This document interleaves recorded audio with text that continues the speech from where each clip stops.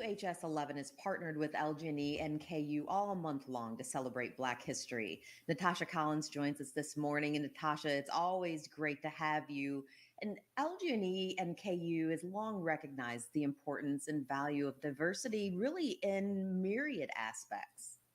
Yeah, that's exactly right. It's great to be with you, Angie. And, as a company, a lot of people know that we are the largest utility provider across the Commonwealth, but a lot of people don't always think about how being a corporate partner marries with being a community partner. But it's a role that our employees and our company take very seriously. These communities across Kentucky are the same communities where our employees live and work. And it's very important that as part of what we do with communities is work side by side to advance various initiatives, which include enhancing economic development, but also enhancing quality of life. And part of that includes making sure that we are championing diversity, equity, equality, and opportunities throughout those communities. So in our company, that shows up in a lot of different ways. Part of it is across our various business resource groups that we make available to our employees, which really offer an opportunity to come together, to connect, and to really kind of share experiences.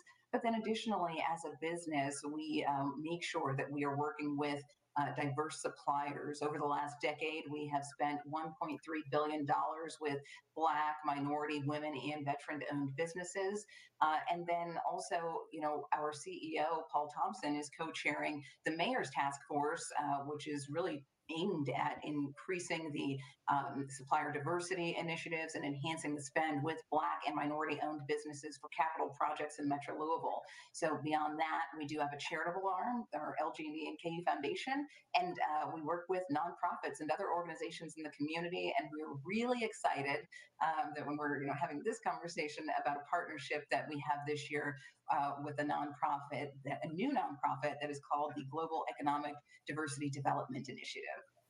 And we'll bring up that founder right now, Tawana Bain. Tawana, so excited to have you with us. I mean, not only are you a founder, you're chairwoman of the board, and I'm just going to throw this out there because I'm among the fan base. You are also the new owner of Today's Woman. Kathy Zion has been fantastic, and Anita, but you are taking the helm and can't wait to see what happens next. But as far as GEDDI is concerned, first, what are your thoughts about that with the support you're receiving from LG&E and KU? We can't be more thrilled. I in the work that I do around racial equity and D&I tell people all the time, this is not something that we can solve midstream. We have to get to the root. And right now, Black-led, female-led organizations, we're at the root because we're at the bottom of the economic ladder in this country. And so having an organization like LG&E not wanting to miss the opportunity to invest specifically in a Black female-led organization is huge. Not only does it benefit the program recipients and leave a big impression on them, but it also places us one step closer for other community leaders to follow their lead. And so I'm just elated, especially with us being such a newer organization, that they have put us in the position to be stewards over how the dollars are directed and what we're funding. And so it takes more stories like this, because I tell people all the time, this work is not about just recognition or accolades, or it's really about solving the problem. And you can only solve the problem when people are really there to do the work. So we're elated to have their support.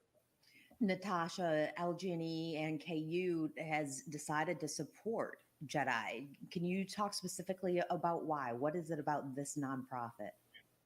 Well, I will let Tawana brag on their programs, but ultimately, I think what we found to be special about GEDDI is that it is an organization, a new organization that has programs that we believe can and are really working to move the needle towards change within our community, which we all know is what we need. We need action. We need things that are going to make change, not just in the near term, but in the long term, so that we can really make a difference in fostering innovation and fostering and creating a path to success for Black and minority-owned businesses and entrepreneurs in our community.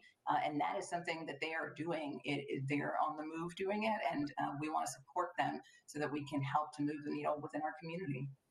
Now, Tawana, we know Jedi, it's 100% Black founded, Black led. You have a variety of initiatives, but can you talk about specifically your four vital programs? Sure. So I think the most important thing is with LG&E, their donation helped us fund four really critical programs as it relates to business acceleration, youth, as well as a creative cohort that has brought a large Black-led event to Louisville. Again, I say this because I think it's important. GEDDI is just one of many that we need with the inequities that we have in our country. You need hundreds of Tawana Bains, thousands of Tawana Bains, and it's okay if there's some where they overlap because it's long overdue. But the specific programs that I'm really excited about that we've been able to fund because of LG&E is the DDBS Youth Jam Fest, which is a program that focuses on youth that are minority, female, LGBTQIA, disabled. And what it allows them to do is really immerse them into business and community and help them showcase their talents in hopes of connecting with either mentors or investment opportunities. So really excited about that.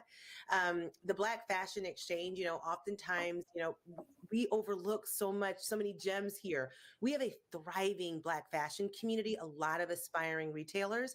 And so, given my background in starting and expanding my boutique footprint here, we decided, when COVID sat us down, how do we best utilize our resources? So we've opened up our locations to serve as a training ground. And we've received through LG&E support and Churchill Down support and other community leaders, the dollars that we need to bring in speakers and materials and even provide the course participants with merchandising equipment once they hopefully graduate out into their own space, which is a partnership that we have with Brookfield Properties. So we're hoping to see a big push in new retailers expanding around the city after they graduate, which will be right before the Kentucky Derby. I mentioned the collective, bringing a large scale Black curated event here. They had their crash course project back in October on Halloween Day, where they launched the Black Harvest. They are a 24-month program. And so we're working with them to really scale the initial concept that they produced downtown Louisville. And then last but not least is the Just Boss Up Academy. This one's like near and dear to my heart. Just Boss Up has been this concept that has really just evolved over time. But there are so many businesses here that are in hustle mode. And it's like, okay, do you have a bank account? Are you registered with the state? Do you have your tax ID? Do you have a business plan? Do you have a logo? Like all the things that they really need to go from hustle to legit. So within 8 weeks, we have given birth to just numerous legitimate businesses. I mean, it is just astounding to watch the pride, when they graduate with their We Got Buttoned Up certificate and they take it seriously. But, we didn't design that program. As an entrepreneur, Angie, I can tell you, I have gone through many boring programs, never completed the assignments, but we understood that culturally we needed to meet them where they were. I think we had 100% graduation rate. I mean, I've heard so many people say, well, we can't get them to complete this or we can't get them to complete that. Republic Bank literally were emailing us at the midnight hour saying, this person just, their bank account's open, this person's bank account open. And it just made me so proud that I'm able to connect with them. Our program managers are able to connect with them. And they are like, I can't believe I have a legitimate business. I mean, just it's time. And it's just extremely rewarding. Last question is for you, Natasha. I mean, it is clear we could talk for hours about all of this, and you can hear and feel the passion that Tawana has for everything that she's doing and for the people.